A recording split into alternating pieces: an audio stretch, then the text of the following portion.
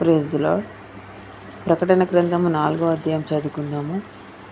ప్రకటన గ్రంథము 4వ అధ్యాయం అంతా కూడా పరలోకం యొక్క సింహాసనం గురించి వివరణ కలిగి ఉన్నది. స్పష్టంగా చదివి తెలుసుకుందాము.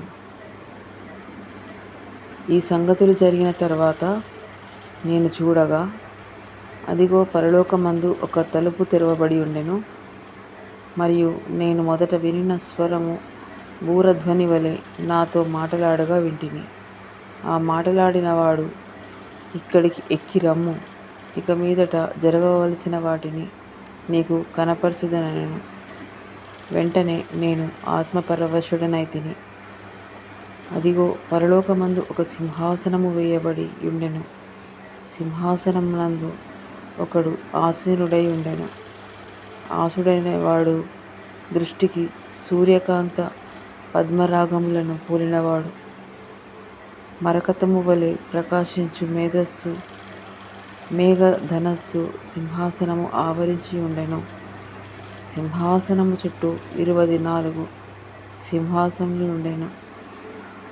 ఈ సింహాసనములందు 24 పెద్దలు తెల్లని వస్త్రములు ధరించుకొని తమ తలల మీద సువర్ణ కిరీటములు పెట్టుకొన్న వారే కూర్చుండిరి. ఆ సింహాసనములలో నుండి మెరుపులను, ధ్వనులను, ఉరుములను బయలుదేరుచున్నది. మరియు ఆ సింహాసనం ఎదుట 7 దీపములు ప్రజ్వలించుచున్నది. అవి దేవుని 7 ఆత్మలు. మరియు ఆ సింహాసనం ఎదుట స్ఫటికము పోలిన గాజు వంటి సముద్రమున్నట్టుండెను. ఆ సింహాసనమునకు మధ్యన సింహాసనము చుట్టూను ముందు వెనక కన్నులతో నిండిన 4 జీవులుండెను. మొదట జీవి సింహము వంటిది, రెండవ జీవి దూడ వంటిది, మూడవ జీవి మనుష్యుని ముఖము వంటి ముఖము గలది, 4వ జీవి ఎగురుచున్న పక్షిరాజు వంటిది. ఈ 4 జీవులలో ప్రతి జీవికి 6 రెక్కలుండెను. అవి చుట్టూను రెక్కలు లోపటను కన్నులతో నిండి ఉన్నవి. అవి భూత వర్తమాన భవిష్యత్ కాలాలలో ఉండు సర్వాధికారియగు దేవుడగు ప్రభువు పరిశుద్ధుడు, పరిశుద్ధుడు, పరిశుద్ధుడు అని మానక రాత్రింబగళ్ళు చెప్పుచుండెను.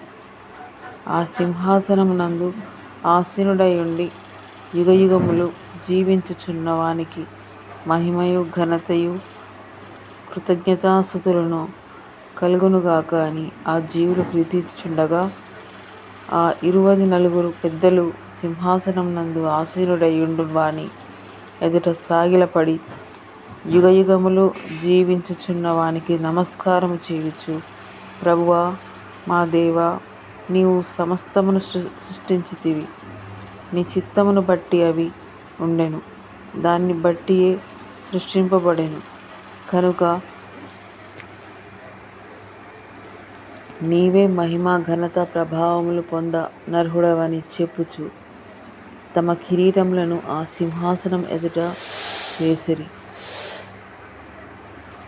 4వ అధ్యాయం వివరణ అంతా పరలోకము సింహాసనం గురించి ఇంత చక్కగా మనందరి కొరకు దేవుడు యోహాను ద్వారా రాయించాడు.